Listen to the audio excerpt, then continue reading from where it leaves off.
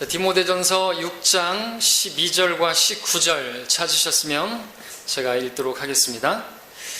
믿음의 선한 싸움을 싸우라. 영원한 생명을 붙잡으라. 이를 위하여 내가 또한 부르심을 받았고 많은 증인들 앞에서 선한 고백으로 고백하였느니라. 19절 자신들을 위하여 오는 때를 대비한 좋은 기초를 쌓도록 하라. 이는 영원한 생명을 붙들기 위함이라. 잠시 말씀 위해서 기도하겠습니다. 자, 오늘 말씀의 제목은 영생을 위하여 살자라는 제목이 되겠습니다. 영원한 생명을 위하여 살자. 다른 제목으로 마치 붙이자면 이 생은 영생을 위한 삶이다, 이렇게 또 정할 수 있겠습니다. 이 생은 영생을 위한 삶이다. 자, 오늘 본문에 우리 6장 12절의 말씀을 보니까 영원한 생명을 붙잡으라는 말씀이 나오죠. 믿음의 선한 싸움을 싸우라, 그 다음에 영원한 생명을 붙잡으라 말씀 보고 있습니다. 자, 이 말씀을 우리가 먼저 알 필요가 있죠. 영원한 생명을 붙잡으라는 말씀이 뭡니까? 이 영원한 생명을 우리가 얻었는데, 값없이 은혜로 얻었는데, 이 영원한 생명을 붙잡지 않으면 놓칠 수도 있고 잃어버릴 수도 있다는 그런 말입니까? 그런 게 아니죠. 우리가 한번 받은 영원한 생명은요, 영원한 생명입니다. 그 영원한 생명은 절대로 이뤄지지 않고 중단에 또 그만두어지는 것이 아닌 것이죠. 그런 것이라면 그건 처음부터 영원한 생명이 아닌 것이죠. 그러나 우리는 처음 받을 때부터 영원한 생명을 받았다면 그것은 영원한 생명이고 그것은 우리의 소유가 되는 것입니다. 우리 영생을 얻은 것입니다. 근데 많은 사람들이 영원한 생명을 말하는데, 영원한 생명을 우리가 예수님을 믿음으로 받았다고 하면서도 우리가 어떻게 하느냐에 따라서 또 영원한 생명을 잃어버릴 수 있다고 가르치는 많은 사람들이 있죠. 실제로 본문을 가지고 제가 또 어떻게 또 많은 목사들이 설교를 했는가 유튜브에서 찾아봤는데, 역시나 이 구절 가지고도 영원한 생명을 붙들지 아니하면, 그러면서 이제 문맥을 보게 되면 또 14절과 또 연관해서 우리 주 예수 그리스도께서 나타나실 때까지 흠없고 책망받을 것 없이 이 명령을 지키라. 주님께서 오실 때까지 끝까지 믿음을 지키고 그래야지 영원한 생명을 소유할 수 있는 것이다, 이렇게 가르치는 것을 보았습니다. 그러나 그런 것이 아니죠. 그런 것이 아닙니다. 구원의 영원한 보장을 믿지 않는 사람들, 한번 받은 구원이 영원히 보장된다는 이러한 그 정말 기본적인 교리도 모르는 사람들이 그렇기 때문에 이런 구절을 또 대하게 되면 또 구원을 잃어버릴 수 있다. 그러므로 열심히 흠없이 죄 없이 자기를 지키고 영원한 생명을 정말 꼭 붙들어야 된다고 그렇게 말을 하지만, 절대로 이 구절은요 그런 우리의 행위 구원을 가르치는 구절이 아니고 우리가 영원한 생명을 붙들지 않으면 잃어버린다, 그런 것을 가르치는 구절이 아닌 것입니다. 그렇다면 무엇입니까? 영원한 생명을 붙잡으라는 말씀이 무슨 의미입니까? 이것은요, 우리가 영원한 생명을 위해서 살라는 그런 말입니다. 영원한 생명을 위해서 살라는 거죠. 우리가 이 생에서 사는 동안 우리가 이 생에서의 생명을 위해서 수고하는 것처럼 우리가 영생을 얻은 자들로서 이제 또 영생을 위해서 수고하는 사람들이 되기를 원하신다는 것이죠. 우리가 영생을 얻은 것은 값없이 얻었지만 영생에서의 또 풍성한 것들이 있는 것입니다. 우리가 구원을 받았다고 해서 다 똑같은 영광을 누리는 게 아니죠. 어떤 사람들은 영원한 영광을 누리게 되고요, 영광스러운 영혼을 보내고요, 어떤 사람들은 그렇지 못한 영광도 보내는 것입니다. 그럼 잠시 우리 갈라디아서 말씀을 보고 올까요? 여기서 줄 넣어 놓으시고 갈라디아서 6장 말씀 보시면요, 이 말씀을 연결할 수 있습니다. 갈라디아서 6장 8절 7절부터 읽으면 6장 7절 8절. 자, 속지 말라. 하나님은 우롱당하지 아니하시느니라. 이는 사람이 무엇을 심든지 그대로 거둘 것이기 때문이라. 자신의 육신에 심는 자는 육신으로부터 썩은 것을 거두고 성령에 심는 자는 성령으로부터 영생을 거두리라 그랬습니다. 여기서 또 영생을 거두리라 그랬지 않습니까? 또 오늘 본문에서는 영생을 붙잡으라 그랬습니다. 같은 그런 뉘앙스의 말이죠. 영생을 거두게 된다, 영생을 붙들라, 이런 말씀들은 무엇을 말합니까? 자, 이것 마찬가지입니다. 우리가 육신의 생명을 위해서 열심히 산다 할지라도 결국은 다 그건 썩어질 것들이죠. 우리가 아무리 수고하고 했어도 우리가 이 세상을 떠나갈 때는 이 생의 생명이 끝날 때는 그것들은 하나도 가져가지 못하잖아요. 우리 육신도 죽으면 3일 지나서 썩기 시작하는데 이런 것들은 사실 헛된 거라는 거죠. 영원하지 않은 것은 헛된 것입니다. 그래서 우리에게 말씀하시는 거죠. 성령에 심는 자는 성령으로부터 영생을 거두리라. 그러니까 우리가 영생을 얻은 자들로서 영생을 위해서 심는다 이거죠. 그러니까 영원에서의 삶을 위해서 우리가 수고하고 마치 농부가 뭘 심는 것처럼 그렇게 심고 수고하는 삶을 살게 될 때 우리는 영생에서 풍성한 것들을 거두게 된다라는 말씀인 것이죠. 다시 한번 우리 본문에 가서 보겠습니다. 디모데전서 6장을 보시면요. 그리고 우리 성경을 이제 해석할 때는 또 이 성경을 비교해서 해석을 해야 되는데, 이 디모데전서에서 사도 바울이 디모데에게 지금 썼죠. 그리고 디모데에게 바울이 다시 한번 쓴 서신이 어디예요? 두 번째 쓴 서신이 디모데후서죠. 디모데후서와 또 연관해서 보면은 이 말씀이 무슨 말씀인지를 정확하게 알 수 있는데, 먼저 오늘 본문 12절을 다시 한번 보면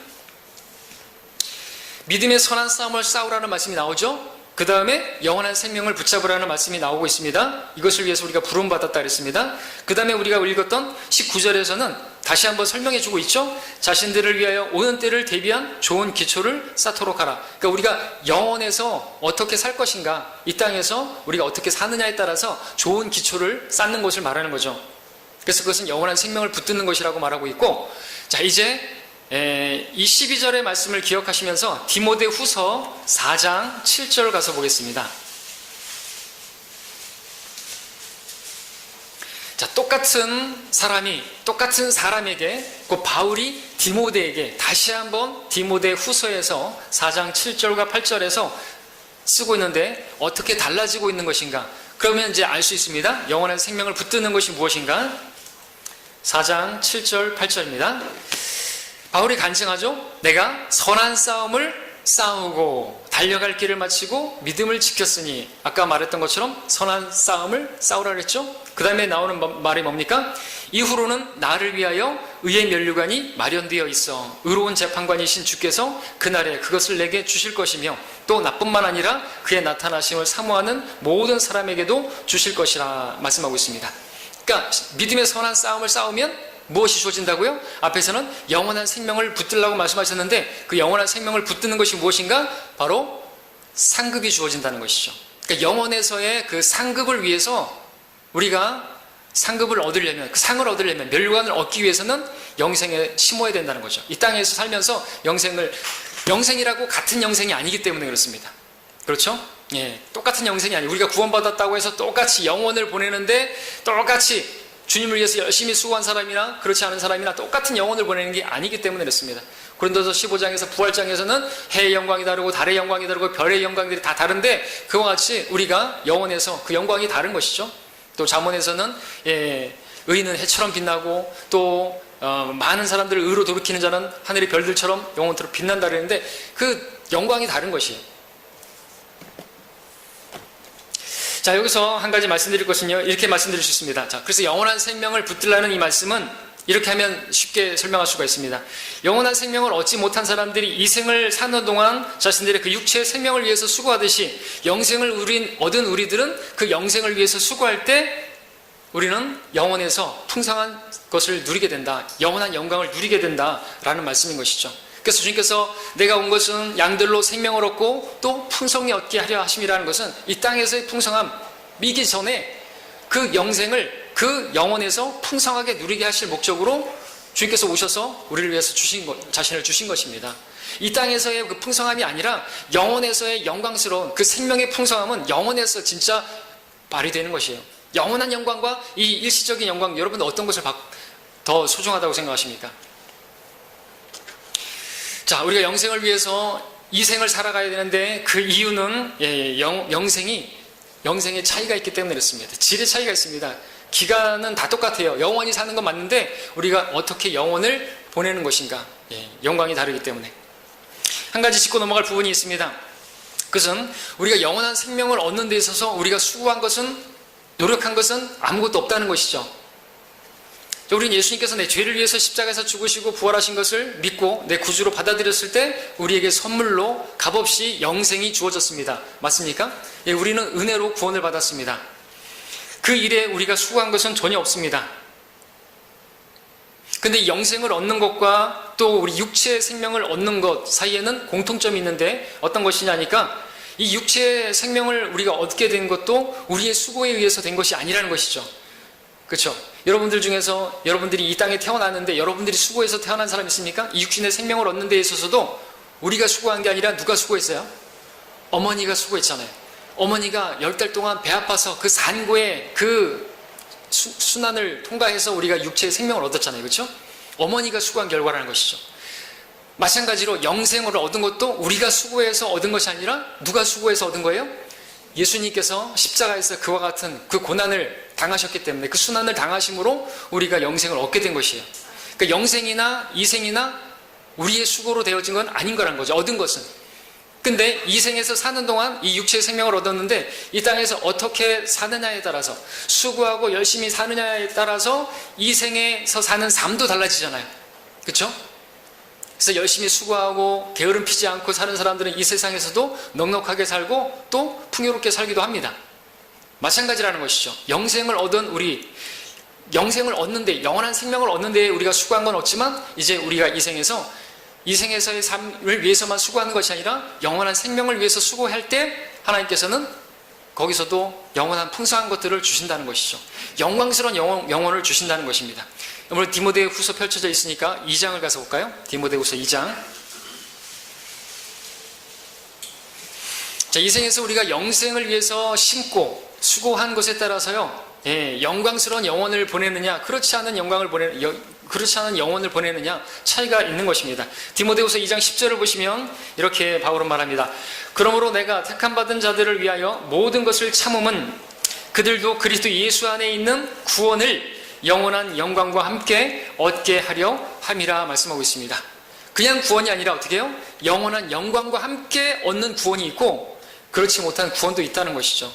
그것을 위해서 사도 바울도 참고 애쓰고 수고하고 헐벗고 굶주리고 박해를 받아도 참고 인내하고 그랬던 것입니다.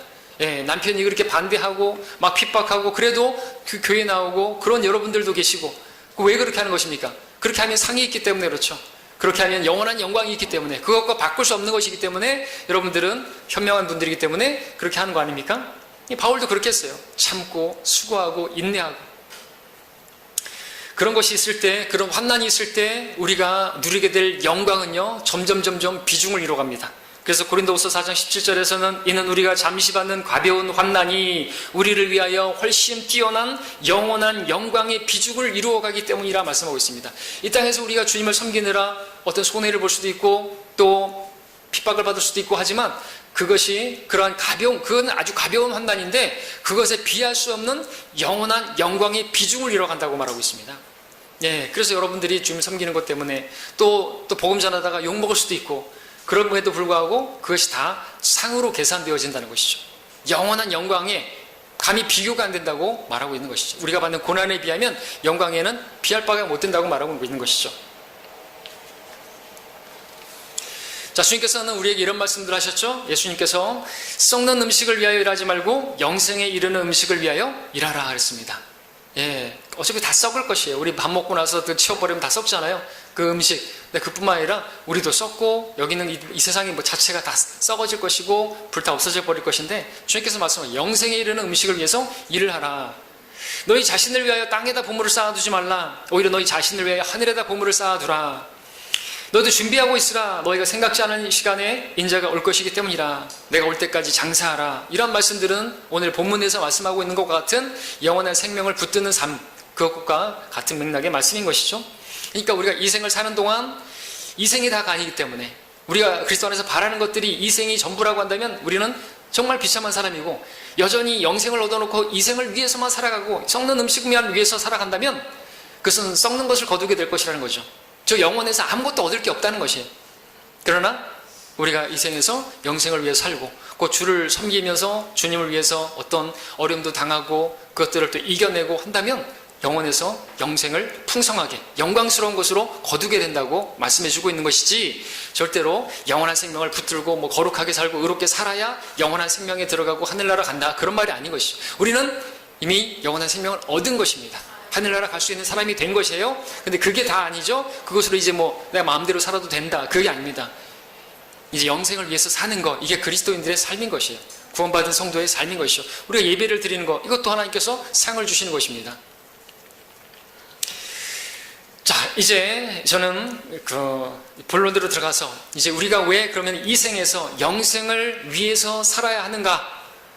이 세상에서 왜 이 생을 위해서 살지 않고 우리는 영생을 위하여 영생을 얻은 우리들이 그 영생을 위해서 살아야 하는가를 말씀을 드리고자 합니다. 그 네 가지로 말씀을 드리려고 합니다. 첫 번째는 우리는 왜 이 생에서 영생을 위해서 살아가야 하는가? 첫 번째는 우리의 이 생이 한 번뿐이기 때문이다 말씀드립니다. 한 번뿐인 인생이기 때문에 그렇죠? 여러분 히브리서 9장 27절에 말씀하시기를 한 번 죽는 것은 사람들에게 정해진 것이고 그 뒤에는 심판이 정해진 것 같이 라고 말씀하고 있습니다. 성경에만 있죠? 다른 어떤 종교에서도 이 말을 못해요? 사람은 죽으면 끝이지 라고 말하기 좋아하지만 죽음은 끝이 아니에요. 성경은 하나님께서 말씀하시기를 한 번 죽는 것은 사람들에게 정해진 것이라고 말하고 있다 이거죠. 누구나 인정해요. 근데 그 뒤에는 심판이 정해져 있고 우리가 어떻게 살았는가에 따라서 하나님께서 심판하시고 계산하셔서 우리가 구원받은 우리들에게는 영원한 영광으로 갚으시고 구원받지 않은 영생을 얻지 못한 사람들은 영원한 형벌 가운데로 지옥에 던져지게 되는 것입니다. 그게 심판이죠. 죽음 뒤에 어떤 일이 벌어질 것인가 분명하게 말씀하시는 말씀은 성경밖에 없어요. 부처도 알라 누구도 죽음 이후에 사후에 대해서 말해줄 수가 없는 것이죠. 자, 근데 말씀드리고자 하는 것은 지금 우리가 이 생에서 영생을 위해서 살아야 하는 이유는 이 생에서의 삶이 단 한 번밖에 주어진 삶이기 때문에 그렇습니다. 오직 한 번밖에 살 수 없기 때문에 이 생에서 우리는 영생을 위해서 살아야 한다는 거죠. 만약 우리가 이 생에서의 삶을 수십 번 반복해서 살 수 있다고 한다면 한 몇 번에 걸쳐서 이렇게 살 수 있다고 한다면 우리는 이 생에서 당장 영생을 위해서 살지 않아도 될 것입니다. 만약 우리가 두 번만 살 수 있다 할지라도 당장의 이 생에서 영생을 위해서 살지 않아도 될 것입니다. 한번 살아보고 영생이 정말 있네? 그리고 다시 돌아와서 다음 생에서 다시 한번 이제 영생을 위해서 살아야겠다 그렇게 해도 될 것입니다. 그러나 한 번 죽는 것이 사람들에게 정해진 것처럼 한 번 사는 것도 한 번 정해진 것이에요. 하나의 법입니다. 오직 한 번뿐인 인생. K2인가 그 광고에 보니까 카피가 그거더라고요. 오직 한 번뿐인 인생인가? 예, 한 번뿐인 인생. 성경에 그대로 말하고 있습니다. 우리는 한 번만 살지 두 번 살 수 있는 사람 없습니다. 아무리 돈이 많고 아무리 명예가 있고 아무리 어떤 명예그룹 회장이라 할지라도 아무리 가난한 사람이라 할지라도 어리석은 사람이라 할지라도 똑같이 한 번 살고 한 번 죽는 것이에요. 두 번 살지 못합니다. 전도서에서 말씀하기를 현명한 자에 대한 기억이 어리석은 자의 기억보다 영원히 더 남아있지 못하며 지금 있는 것이 장차 올 날들에 모두 잊혀지게 됨을 볼 것입니다. 또한 현명한 자가 어떻게 죽는가? 어리석은 자와 같도다 말하고 있습니다. 무슨 말입니까? 현명하든 똑똑하든 부하든 가난하든 똑같이 한 번 살고 한 번 죽는다라는 거죠. 똑똑한 사람들은 더 오래 살고 더 한 번 더 살고 그런 게 아니라는 것입니다. 자, 때문에 우리는 결코 이 생을 마감한 뒤에 다음 생에서 영생을 준비할 수 있는 사람들이 못 되는 것이죠. 이 생에서의 삶을 마감한 뒤에 영생이 있음을 확인한 다음에 다시 이 생에 돌아와서 영생을 준비할 수 있는 그런 기회라는 것은 존재하지 않습니다. 그러므로 한 번밖에 살지 못하는 이 생을 사는 동안 우리는 영생을 준비하는 삶을 살아야 하는 것이죠. 구원받지 못한 사람들은 예수님을 영접해서 자신들을 구원하시기 위해서 죽으신 예수님을 영접함으로써 영생을 얻어야 하고 영생을 얻은 우리들은 주님을 섬김으로써 주님을 위해 일을 함으로써 영혼을 영광스럽게 준비해야 하는 것입니다. 자, 우리는 단 한 번밖에 살 수 없는 이 생을 살기 때문에 이 생에서 영생을 준비해야만 합니다. 두 번째, 왜 우리는 이 생에서 영생을 준비하는 삶을 살아야 합니까? 이 생에서의 삶이 너무나 짧기 때문입니다. 두 번째입니다. 우리 시편 말씀 함께 보겠습니다. 시편 89편 47절입니다. 시편 89편 47절을 보시면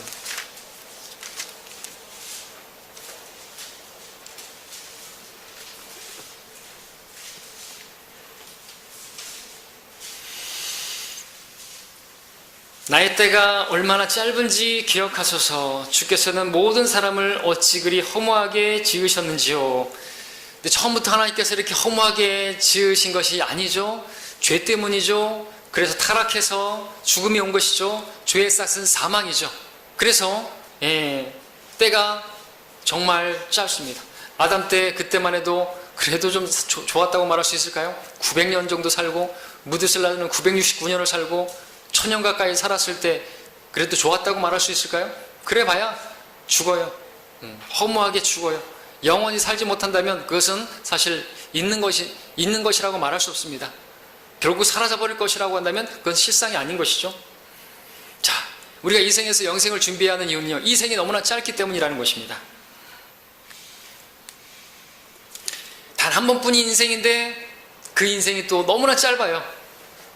자, 우리의 인생이 단 한 번뿐일지라도 수만 년, 아니 수천 년 정도 된다고 한다면 영생을 준비하는 데 있어서 그리 신경 쓰지 않고 살아도 될 것입니다. 아니, 우리 이생이 아담 때처럼 몇백 년 정도, 900년 정도 그렇게 된다고 한다면 우리는 이생이 짧지 않을 것이고, 그렇다면 우리는 영생에 대해서 좀 천천히 준비를 해도 될 것입니다.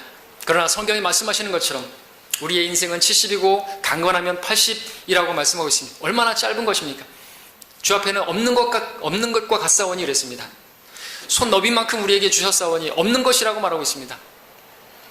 그렇다면 우리 인생은 왜 그렇게 짧은 것입니까? 왜 이렇게 짧아진 것입니까? 라고 묻는 게 아닙니다. 그것은 죄 때문입니다. 죄의 삭은 사망이라 사람들은 다 죽습니다. 죄가 있기 때문에 죽는 것이에요. 사람들은 다 죽습니다. 성경에 따르면 사람이 죽는 이유는 죄 때문입니다. 그들에게 어떤 사람들은 난 죄가 없다, 우리가 복음 전하면 예수님 영접하라고 하면 나는 죄인이 아니다, 내가 무슨 죄인이냐 이렇게 말할지 모르겠지만 정말 죄가 없습니까? 죄인이 아니십니까? 그렇다면 죽지 마셔야 됩니다.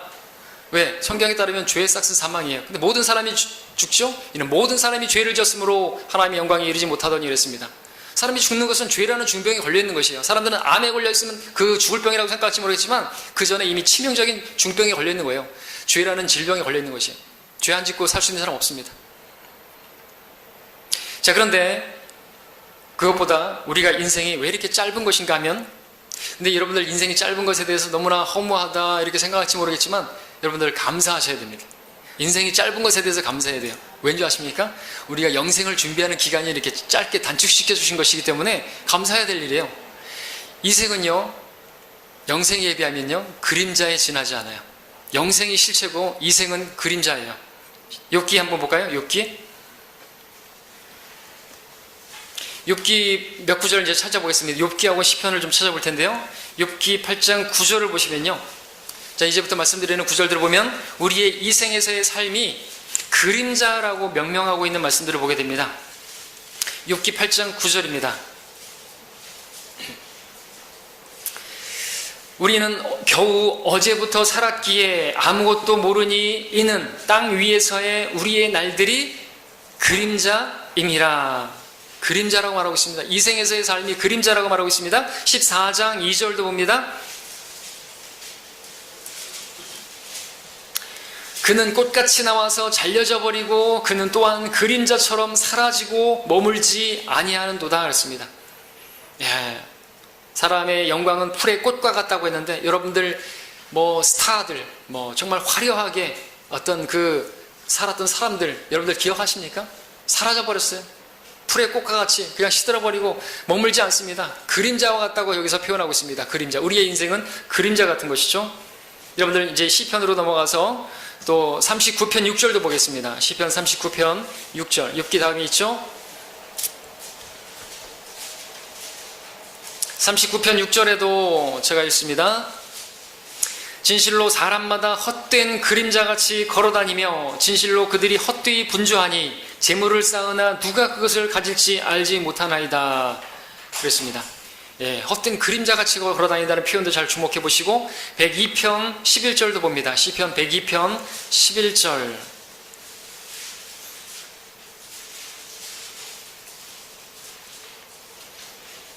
자, 반복되는 표현이 나오는데요. 내 날들은 기울어지는 그림자 같으니 내가 풀같이 말랐나이다 그랬습니다. 기울어져 갑니다. 사라져버리죠. 그림자. 해가 지면은 그림자도 없어집니다. 자, 시편 144편 4절도 봅니다. 144편 4절에도 한 구절만 더 봅니다.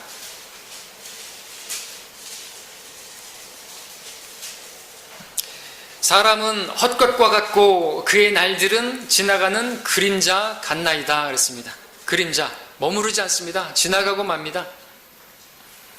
쉽진 않습니다만 전도서 6장 12절에서도 그가 그림자처럼 허비한 헛된 인생의 모든 날인 이생에서 인간이 무엇이 좋은지 누가 알며 해 아래에서 그 뒤에 무슨 일이 있을지 누가 그에게 말해줄 수 있으리요. 그렇게 말하고 있습니다.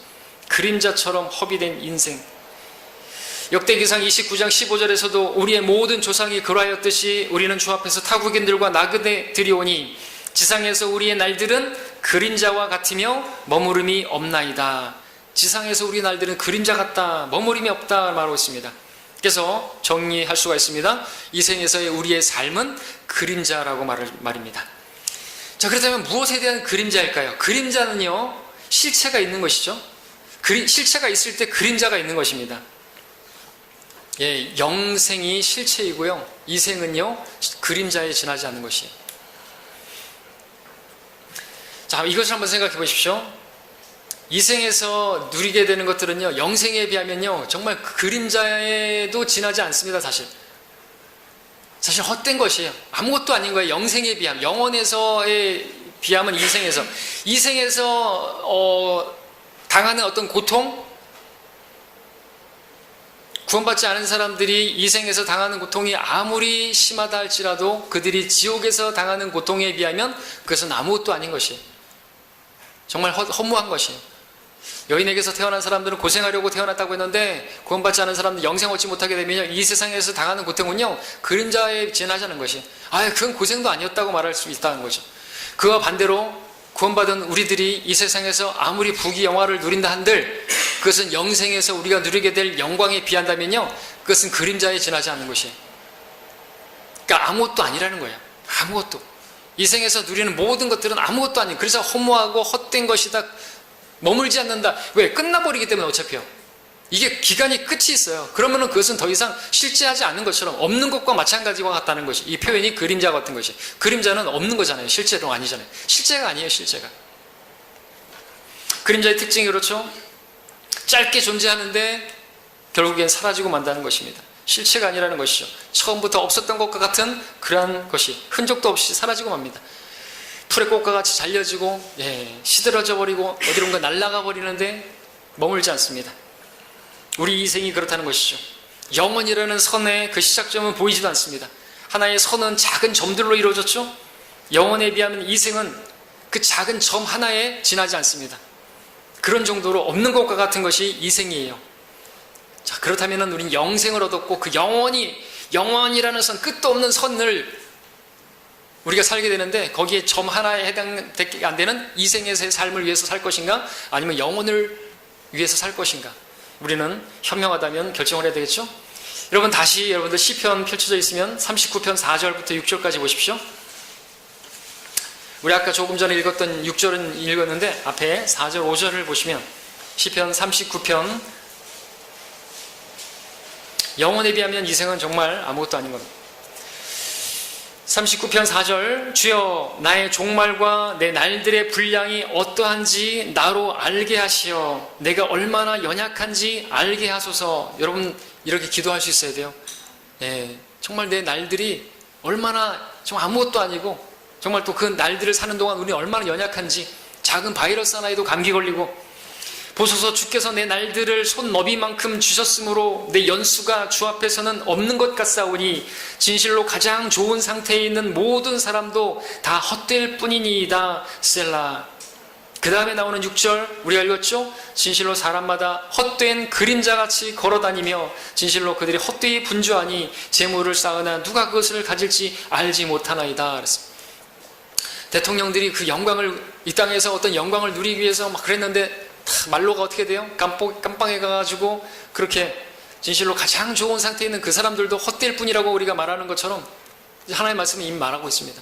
그러니까 이 생에서 누리게 되는 거, 아무리 영광을 누리고, 솔로몬이 그런 영광을 누렸어도 성경은 그 솔로몬의 영광이 풀의 꽃 같은 영광이라고 말하고 있습니다. 여러분, 풀의 꽃을 여러분들 하나 딱 벚꽃, 금방 시들어버리는 그 벚꽃 갖다 놓고 이게 바로 여러분 우리가 이 생에서 누릴 수 있는 영광이라고 여러분들 보시면 맞아요. 그것을 위해서 사는 거예요. 그걸 금방 시들어버리는데, 인생이 그렇게 짧은데 70년 80년 700년 800년 살면 또 몰라요. 그것도 아담에게 물어보세요. 오래 사셨으니까 만족하시겠죠? 그동안 그렇게 떵떵거리고 살았는데 자식들도 많이 두고 만족하시겠죠? 아니요, 절대로 안 합니다. 그렇죠? 한 500년 살아도 죽을 때 되면요, 인생 너무 빨리 갔다고 말할 것입니다. 덧없는 것입니다. 없는 것과 마찬가지죠. 이 생에서의 삶은요, 영원의 그림자이고 전주곡에 지나지 않습니다. 그러므로 우리 현명하신 여러분들은, 영생을 얻으신 분들은요, 이 생에서 풍성함을 누리는 것이 목적이 되어서는 안 되고, 영생을 위해서 살 때 하나님께서 이 생에서 우리에게 필요한 것들을 또 공급해 주십니다. 여러분들, 하나님의 나라 의를 먼저 구하면 하나님께서 여러분에게 먹을 것과 입을 것을 챙겨주신다고 했죠? 이것을 거꾸로 하게 되면 안 되는 것이에요. 근데 많은 교회들이 여기 땅에서 내 영혼이 잘 된 것 같이, 범사가 잘 되고 강건하게 되길, 이 땅에서 육신의 생명만 잘 되기 위해서 막 그렇게 얘기를 하는 것이에요. 조용히 목사가 그렇게 얘기하고. 그거는 하나님께서 바라시는 게 아니에요. 어차피 이 생에서 사람은 그림자 인생인데 왜 그림자에다가 투자를 하는 거예요? 그림자에 아무리 애써봐야, 여러분, 그림자에다가 놓고 뭘 하고 해봐야 아무 소용이 없죠. 여러분, 비행기 그림자에 딱 타고 있으면 갑니까? 비행기에 타야 되죠. 비행기 그림자에 타고, 차에 그림자에 타가지고 가자 그러면 갑니까?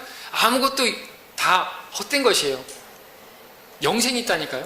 영원이 있어요. 하나님께서 우리 영생을 주셨는데, 그 영생에서의 삶을 위해서 이 생에서 우리가 어떻게 살아야 할지를 계속해서 보여주고 있는 거예요. 근데 이 생에서의 어떤 풍성한 것만을 위해서 혼이 잘 된 같이, 범사가 잘 되고 건강하게 되고, 뭐 예수님 믿으면 귀신 떠나가서 건강하게 되어지고, 가난하게 사는 건 저주라 그러고, 오직 육신의 그 썩을 음식만을 위해서 그렇게 설교하는 것이에요. 잘못된 겁니다. 그 우상숭배예요. 그것은 우상이나 또 마찬가지죠. 자, 우리는 이 생이 목적이 되어서는 안 되죠. 영생에서의 삶을, 그것이 우리가 목적이 되어야 되는 것입니다. 우리 인생, 이 생에서의 삶은요, 마치 실제 공연에 앞선 리허설과 같은 것입니다. 본 게임에 앞선 오프닝 게임과 같은 것이에요. 우리 앞에는 영원이라는 시간이 끝없이 펼쳐져 있습니다. 그야말로 끝이 없는 영원입니다. 그래서 우리는 단 한 번뿐인 우리네 인생이 그렇게 짧은 것이 아닌가 생각되는데, 여러분, 말씀드렸던 것처럼 인생이 짧다고 해서 여러분들 너무나 서운하고 못마땅하다고 그렇게 생각하지 마십시오. 기뻐해야 될 일입니다. 그 짧은 인생을 사는 동안 우리는 영원을 어떻게 보낼 것인가가 결정되어지는 것이에요. 여러분, 4년 동안 열심히 준비해가지고, 열심히 수고해가지고 금메달 따는 것보다 한 3개월 일해가지고, 뭐 어떤 수고해가지고 어떤 금메달 딴다면 어떻게 해요? 뭐가 대박이에요? 예? 그렇게 고생해가지고 뭐 4년마다 올리는 올림픽에 나가지고 저기 하는 것보다 똑같은 그 트로피를 받고 상금을 받는다고 한다면, 4년이 아니라 4일만 열심히 해가지고 딱 뭘 해가지고 했다. 그러면 똑같은 영광을 준다고 하면 어떤 게 더 좋으냐 이것이죠. 그러니까 여러분들, 우리의 인생의 삶이 짧은 것에 감사하시기 바랍니다. 자, 그래서 우리는 이 생의 삶이 한 번뿐이고 또 짧은 것이기 때문에 우리는 이 생에서 영생을 위한 삶을 살아야 하는 것입니다. 세 번째 말씀드립니다. 왜 우리는 이 생에서 영생을 준비해야 되는 것인가? 이 생에서의 삶은 한 치 앞을 예측할 수 없기 때문이다 말씀드립니다. 우리 잠언 볼까요? 잠언 27장 1절입니다. 잠언 27장 1절. 오늘은 좀 그전보다 많이 좀 찾죠, 성경? 잠언 27장 1절.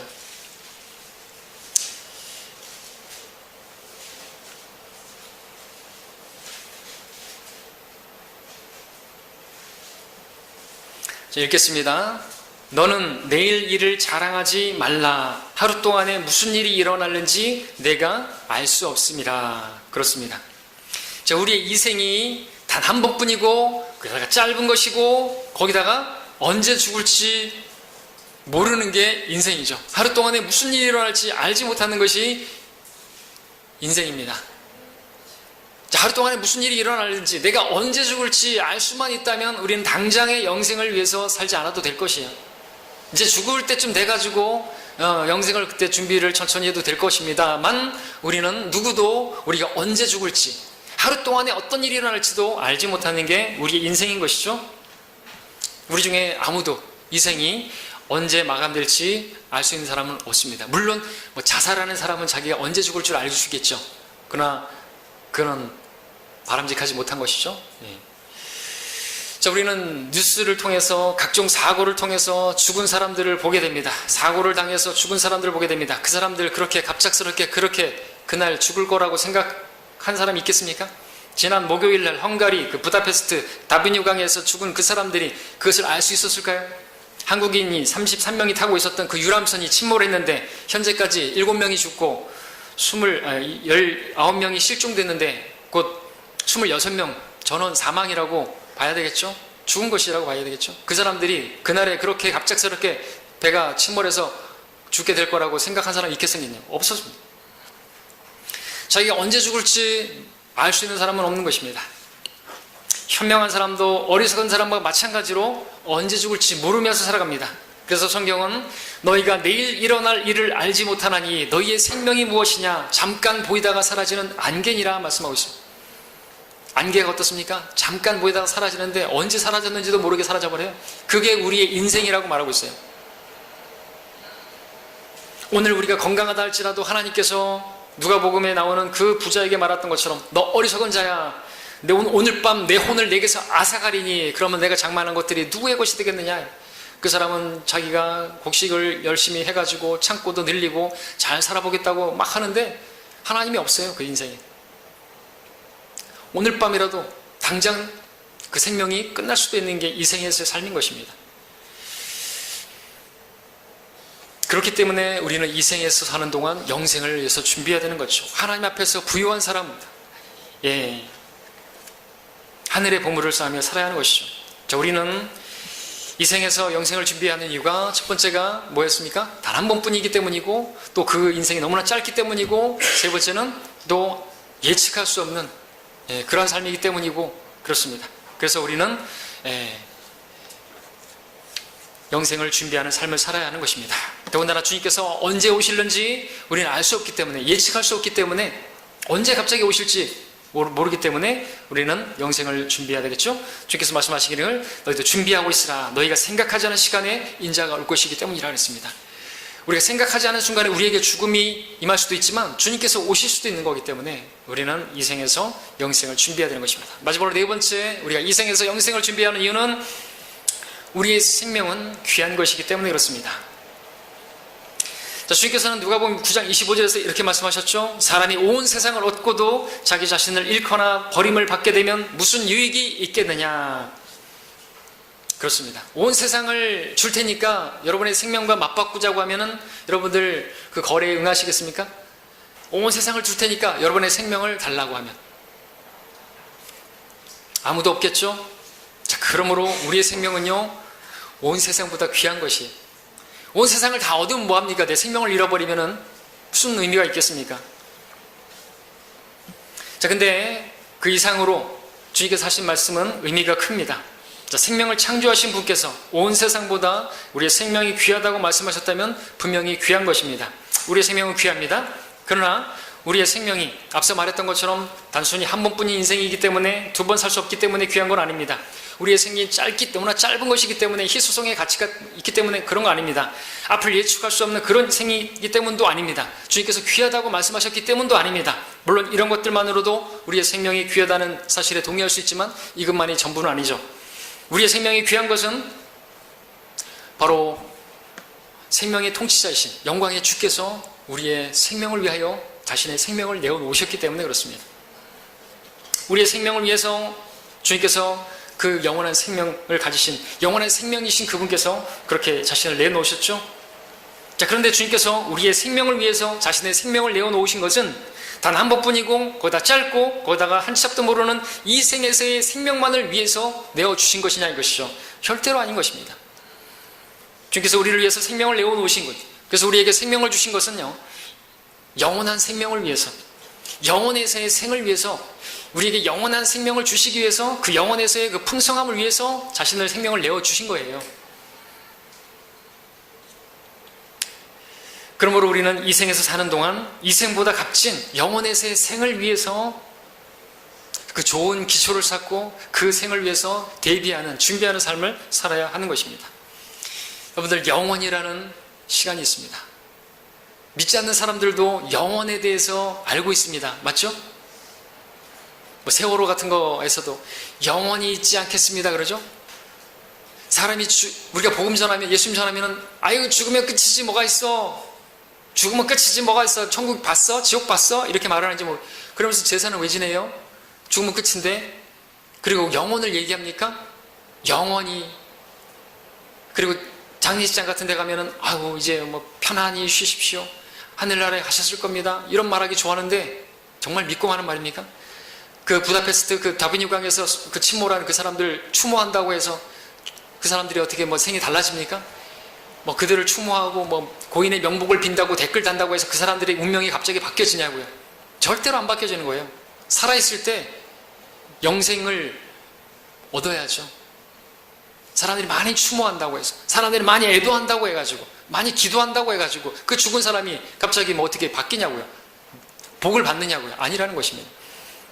그래서 구원받지 않는 사람들은 이 생에 사는 동안에 영생을 얻어야 하고, 영생을 얻은 우리들은 그 영생에서의 영광이 있기 때문에, 다 같은 영광이 아니기 때문에 우리는 영생을 위해서 살아야만 하는 것입니다.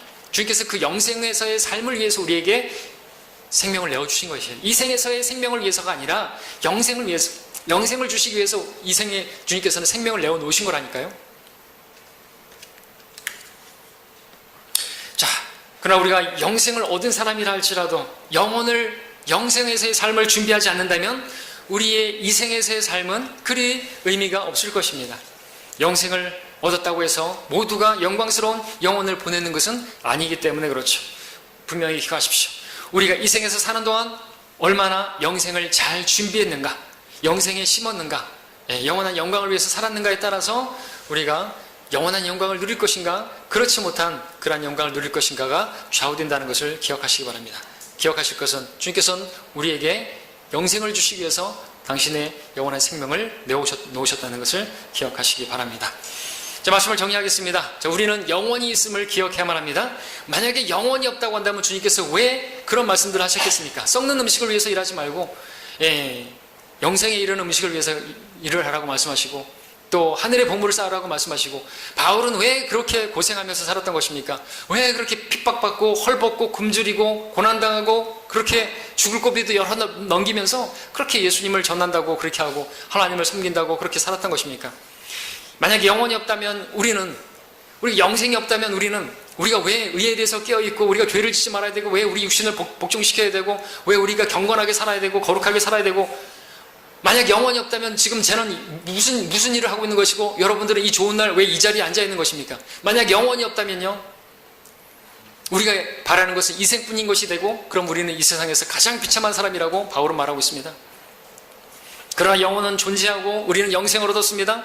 근데 영생은 받았지만 영생이 없는 것처럼, 마치 영혼이 없는 것처럼 사는 그리스도인들이 있습니다. 여러분, 영생에 대해서 얼마나 관심하고 그 영생을 위해서 살고 계십니까? 영생은 얻었지만 영생을 준비해야 하는 것은 영생을 더 영광스럽게 준비해야 하기 때문에 그렇습니다. 영광이 다르다는 것을 기억하십시오. 그리고 그 영광을 위해서 준비하는 기간은 너무나 짧습니다. 이 생에서 준비해야 되는 것입니다. 더 이상 미룰 수가 없습니다. 이 생에서 사는 동안 우리는 영생을 위해서 살아야 하는 것입니다. 재미있는 얘기 하나 해드릴게요. 태평양 한가운데 조그만 섬이 있는데 그곳에는 오래전부터 전해 내려오는 한 풍습이 있었습니다. 항해를 하다가 풍랑을 만나서 그 섬에 표류해 오게 되면 그 원주민들은 바깥 세상의 정보를 얻기 위해서 그 표류자를 1년 동안 그 섬의 왕으로 그렇게 대접하는 것이었습니다. 근데 1년이 지난 후에는 그가 왔던 그대로 떠나야 하는 것이었습니다. 그 사람이 널판지를 타고 왔으면 널판지를 타고 가야 되고, 그가 헤엄쳐서 왔으면 헤엄쳐서 가야 되고, 조각배를 타고 왔으면 조각배를 타고 그렇게 보내는 것이 그 섬의 원주민들의 풍습이었습니다. 자, 어떤 사람이 풍랑을 만나서 간신히 스티로폼을 타고 그 섬에 도착을 했습니다. 원주민들이 몰려와서 그가 타고 온 스티로폼을 잘 챙겨놓고 있습니다. 그러면서 말합니다. 당신은 1년 동안 이 섬에서 왕입니다. 무슨 일인지 할 수 있고 무슨 일인지 시킬 수 있습니다. 그러나 단 한 가지 조건은 1년 후에 당신이 온 그대로 떠나야 한다는 것입니다. 그러자 그 사람이 물었습니다. 나보다 먼저 온 사람들이 있었는가? 예, 있었습니다. 2명이 있었습니다. 그러자 그가 물었습니다. 그들은 어떻게 살다가 갔는가? 그러자 거기 원주민 대표가 말했습니다. 그 사람들 참 이상하대요. 첫 번째 사람은 오더니 집을 지었습니다. 저기 보이는 저 큰 집 있죠? 그 사람이 지은 겁니다. 그리고 그 집에다가 우리 섬에 있는 보물이라는 보물은 다 가져다 두었습니다. 우리는 그가 왜 그런 일을 했는지 아직도 이해를 못하겠습니다. 1년 후에 그가 왔던 대로 그는 널판지를 타고 가다가 얼마 못 가 헤엄치다가 얼마 못 가서 빠져 죽고 말았습니다. 두 번째 사람은 어떻게 되었는가? 두 번째 사람, 그 사람은 첫 번째 사람을 어리석게 여기면서 하나도 못 가져갈 걸 뭘 그렇게 쌓아놓는가? 나는 먹어야 되겠다. 그러면서 1년 동안 열심히 이 섬을 돌아다니면서 산의 진미를 다 먹어댔습니다. 몸에 좋다는 음식을 다 먹어댔습니다. 자, 1년 후에 그도 떠나갈 때가 되었는데 살이 많이 불었습니다. 근데 그는 헤엄쳐서 왔습니다. 자, 헤엄쳐서 어떻게 나가겠습니까? 얼마 헤엄쳐 못 가다가 빠져 죽고 말았습니다. 자, 그리고 우리 섬에 도착한 세 번째 사람이 바로 당신입니다. 당신은 어떻게 하시겠습니까? 자, 세 번째 사람이 이야기를 듣고 나서 섬 주위의 바다를 둘러보더니 작은 저쪽에 한 섬을 발견하게 됩니다. 저것이 무엇이냐? 사람이 살지 않는 작은 섬입니다. 그러자 그는 이제 말합니다. 내가 이제 해야 할 일을 알게 되었다. 자, 그러면서 명령을 내리기 시작합니다. 저 섬에다가 우물을 파라. 그곳에 집을 짓고 거기에 밭을 갈고 거기에 먹을 것을 갖다 놓아라. 나무를 심고 꽃을 심어라. 그는 1년 동안 그 일만 했습니다. 그리고 1년이 지났습니다. 그도 처음에 왔던 대로 스티로폼 타고 그곳으로 갔습니다. 그러나 그는 갈 곳이 있는 것이죠. 그는 그곳으로 갔고 거기 안전하게 도착했고 그곳에서 자신이 장차 갈 그곳에다 모든 걸 투자한 것입니다. 물론 이 이야기가 실화인지는 모르겠지만 우리에게 교훈하는 바는 크죠. 1년 앞으로 혹시 여러분들 1년밖에 못 산다고 한다면 어디에다가 투자하면 살겠냐는 거죠. 1년이 아니라 우리가 10년이 아니라 100년을 산다 한들 이 땅에서의 삶은 거의 끝나게 되어 있습니다.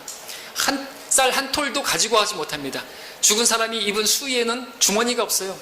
우리가 맨손으로 왔으면 맨손으로 가야 되는 것입니다. 그 섬에 왔던 사람 왔던 그대로 떠나야 되는 것처럼 우리도 그대로 가야 되는 것이에요.